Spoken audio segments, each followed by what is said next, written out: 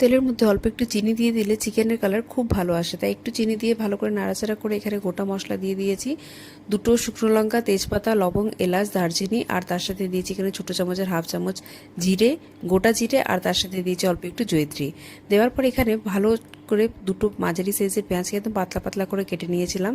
তার সাথে এখানে দিয়ে দিয়েছি আমি ডুমো করে রাখা আলু, আর তার সাথে 750 গ্রাম চিকেন। ভালো করে নাড়াচাড়া করে যখন কালার চেঞ্জ হয়ে যাবে তখন এখানে বাকি মশলাগুলো অ্যাড করে দিয়েছি, যার মধ্যে আছে স্বাদ মতো নুন, ছোটো চামচের হাফ চামচ হলুদের গুঁড়ো, ছোটো চামচের 1 চামচ জিরের গুঁড়ো, ছোটো চামচের 2 চামচ ধনের গুঁড়ো, ছোটো চামচের 1 চামচ কাশ্মীরি লঙ্কার গুঁড়ো, আর বড় চামচের 2 চামচ আদা রসুন বাটা।